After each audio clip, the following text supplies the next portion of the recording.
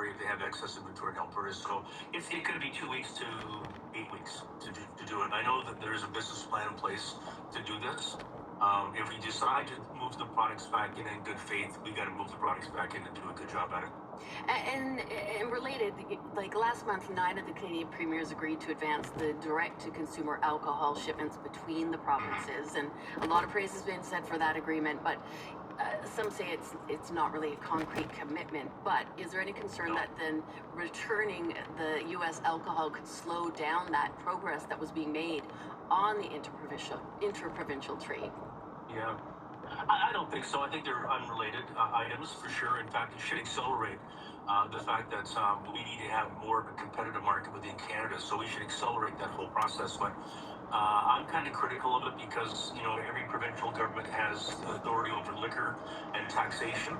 And, what they should do is just allow these handful of products, not very much volume, to trade even back and forth with Canadian wine. But they want to get their hands on the tax of the stuff, and there's nothing. I mean, relative to the $1 billion in profit that BC makes of liquor sales every year, you're talking here a negligible amount of product, but it's control, right? It's liquor. They want to control it. They want to have paperwork. So I say the provinces get on with it. I mean, we need to show that we can establish, rigorous trade pipelines in Canada, to be more competitive. All right. Ian, we'll have to leave it there, but I'm really glad we could touch base with you today.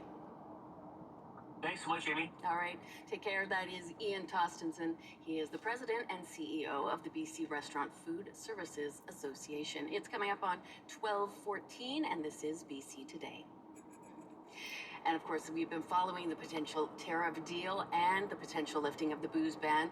It's been on the top of many people's minds this week. 50% tariffs meant to go in effect on Tuesday have been paused until Friday, 9:01 p.m. our time, just after midnight in the eastern states. A trade deal between Canada and the United States is expected before then. Canadian and American officials have been meeting today as they work towards a deal, and we're asking you what you think about the latest news. Yesterday afternoon, CBC's Ruby Cornish asked people in Vancouver how they thought the negotiations were going. They would target their closest neighbor is obviously unexpected. It's really raising the prices for a lot of people and making it the cost of living difficult, for sure. I think it will affect them more than it will affect us. I think in some sense Trump is obviously bluffing. That seems to be his main card, is just to bluff insanely. I think it's sort of in line with the way that he's been doing this sort of tariff diplomacy, which is stops and starts, kind of backroom deals. He was using it as his usual big stick. And I think Mark Carney is a lot smarter than that. And if we have to give up silly things like alcohol on our shelves, that was a tool we had to begin with, and we used it. So what do you think? Do you think the U.S. alcohol should go back on Canadian shelves? And would you even buy the U.S. alcohol if it goes back into stores? Call us now, just hit pound 690 on your cell phone, or 1-800-825-5950, 604-669-3733. You can email bctoday@cbc.ca or leave a comment on our TikTok Live.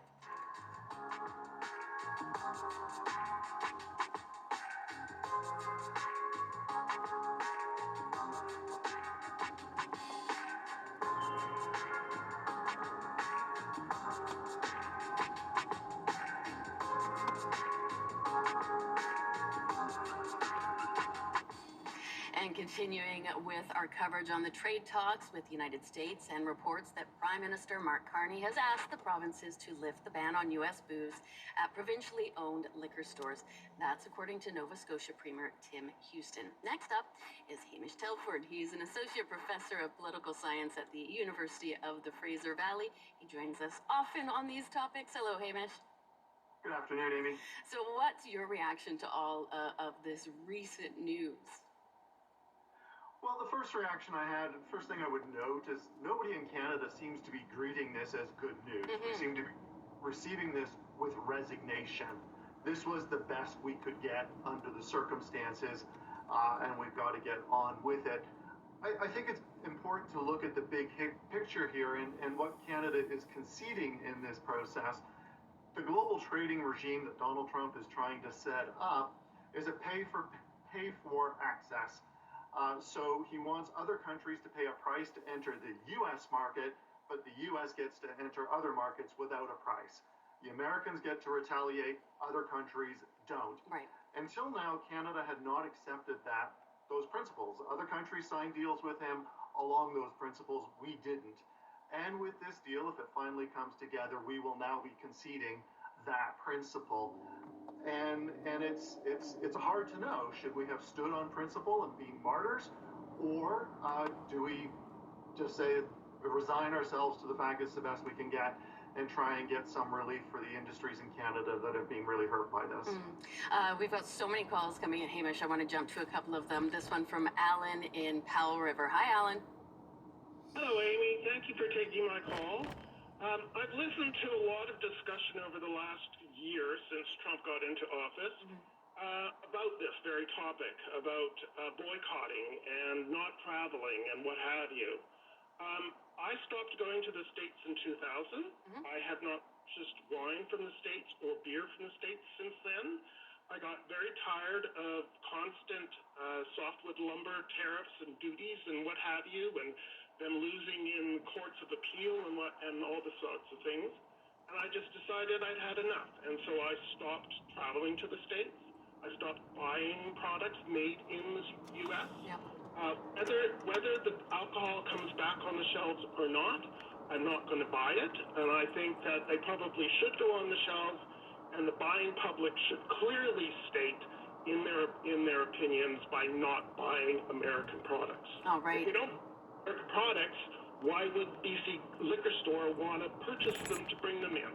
Okay. Thank you so much for that. We'll head now to Maria in Victoria. Hi, Maria.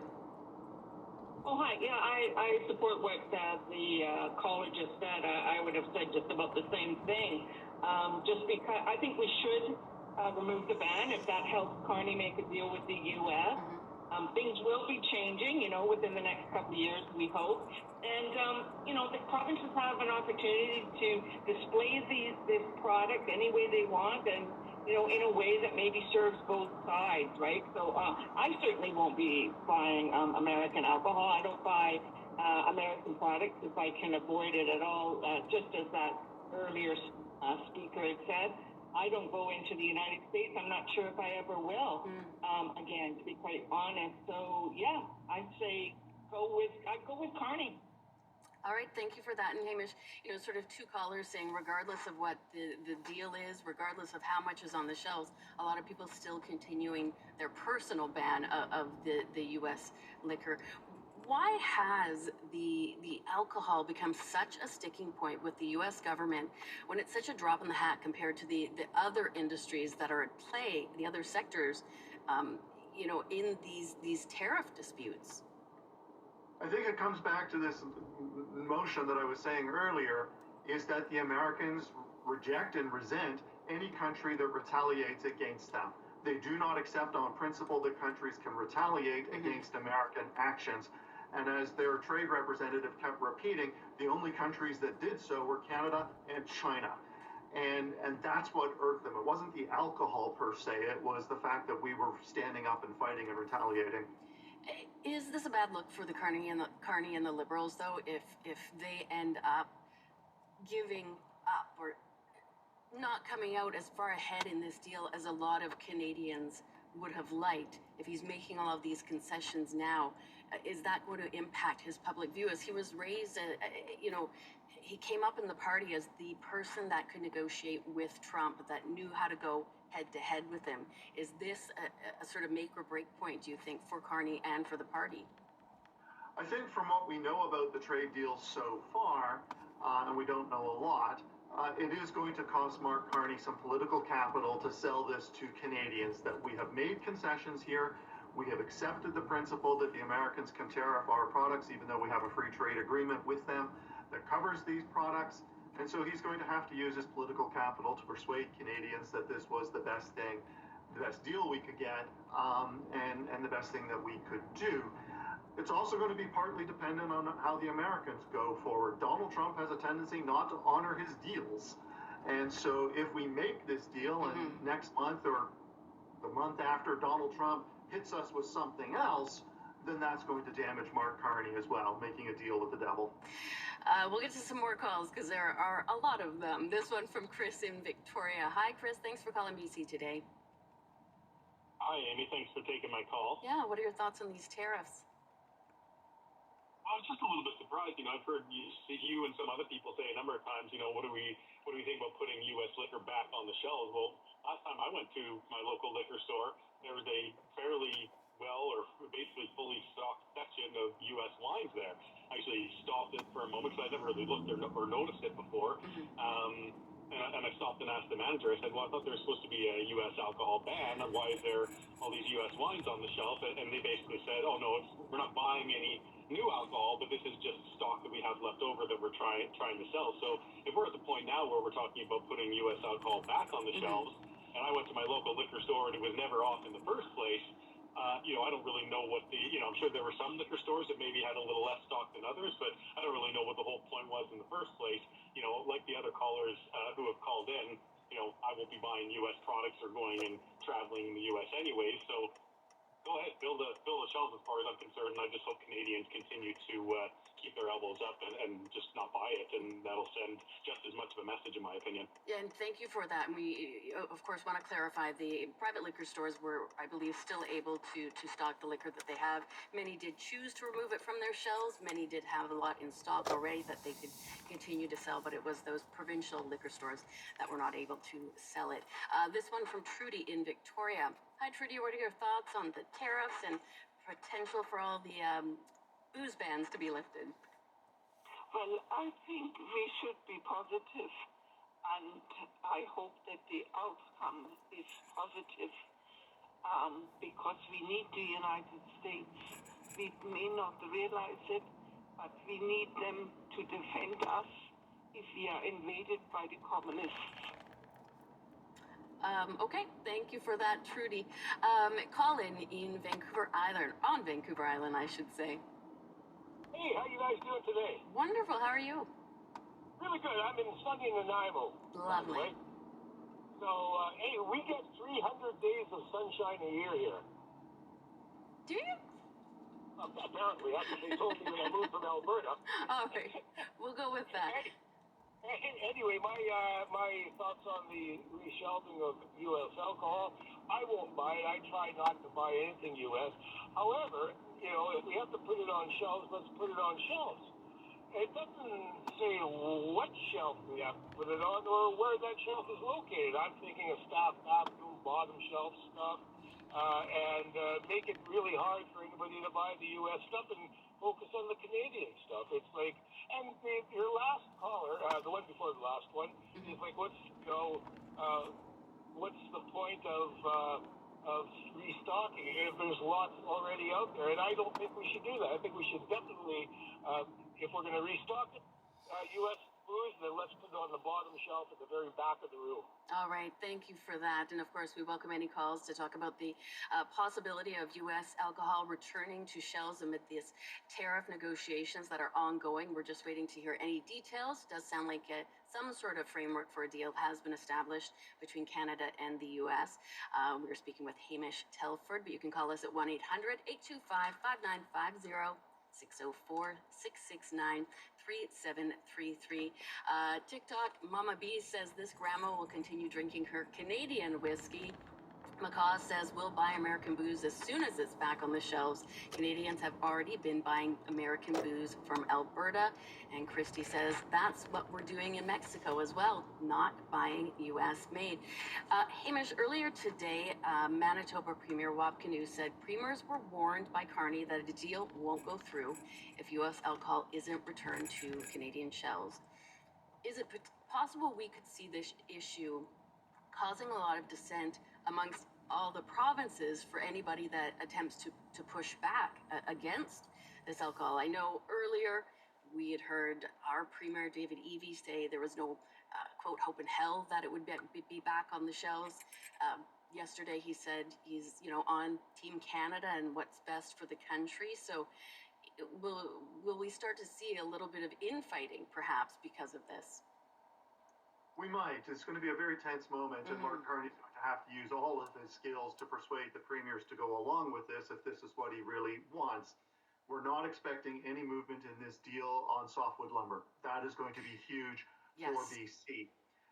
The tariff rates on autos might still, although they come down, they might still be at a rate that makes automobile production in Ontario unprofitable. That's going to be a problem for Doug Ford.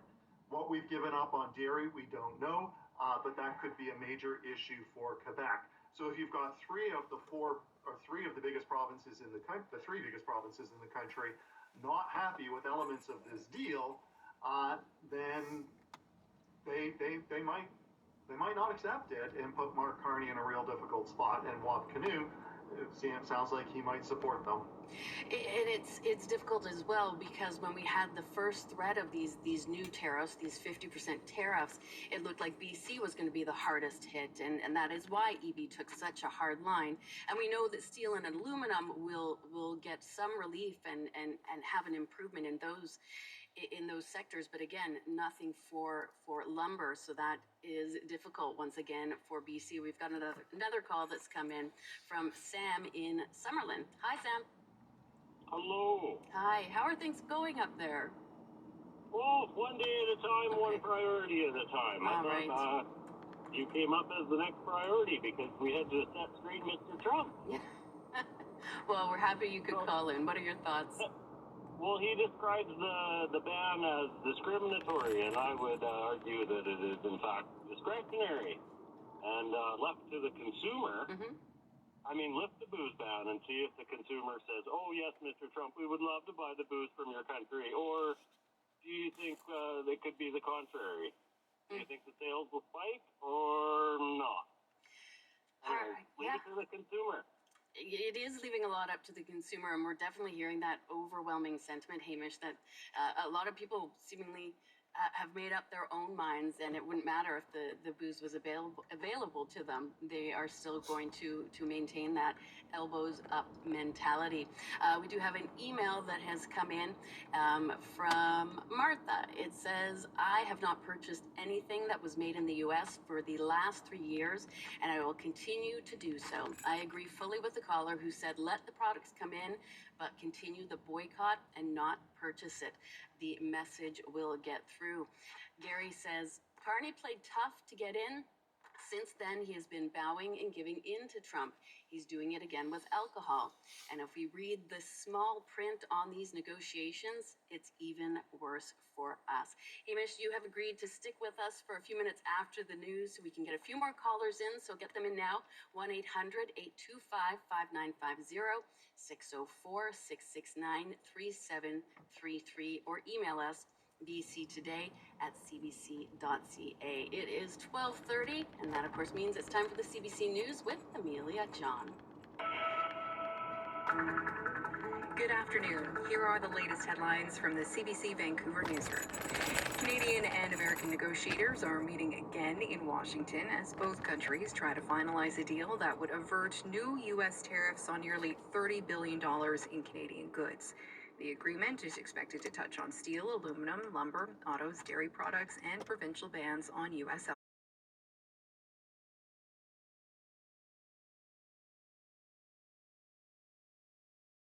Each of us is part of the whole.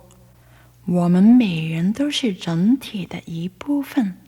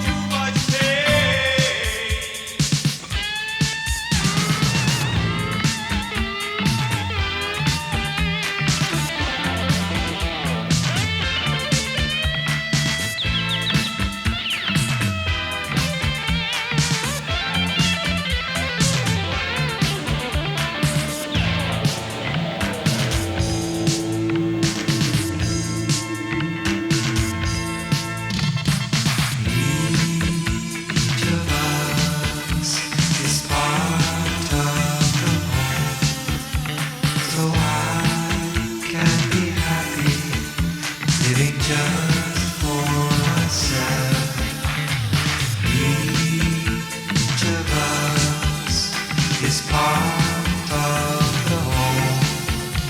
So I can't be happy living just for myself.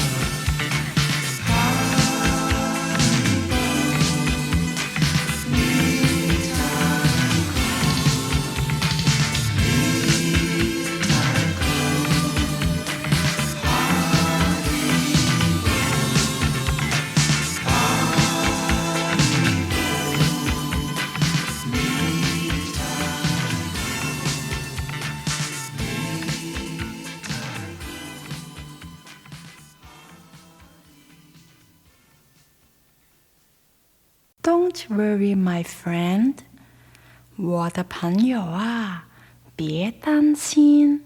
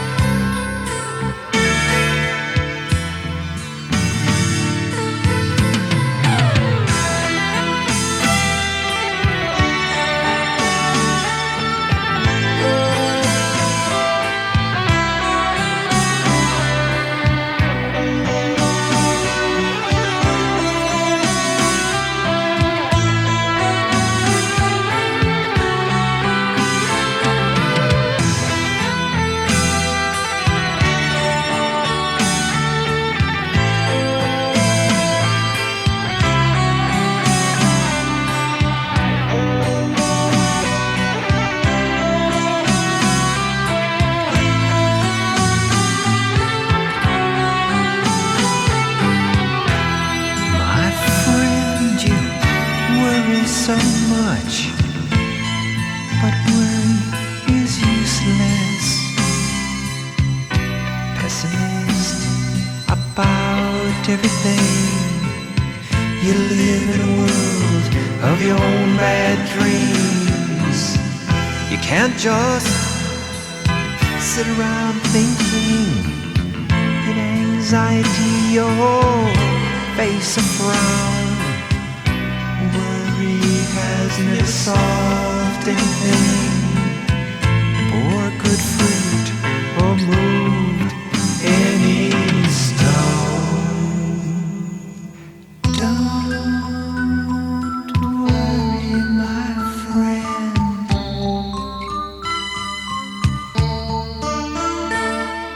Hardy-bo.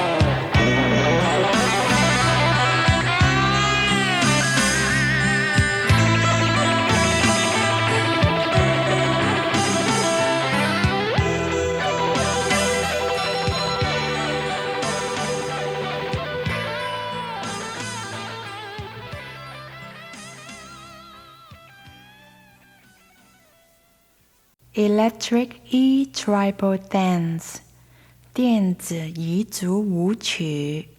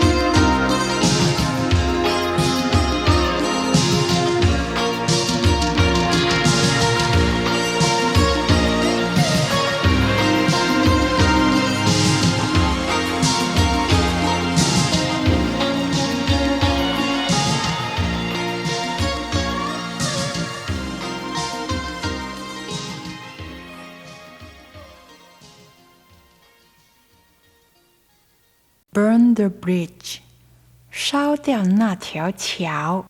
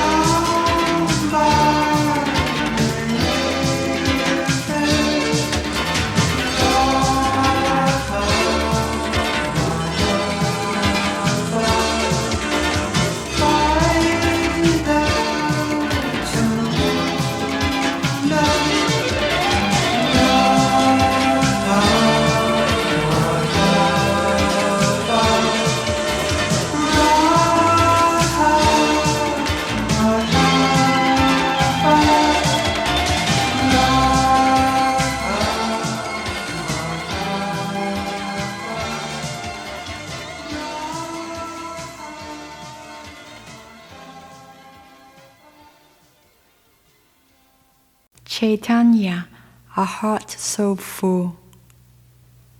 Chaitanya, 多么充实的心。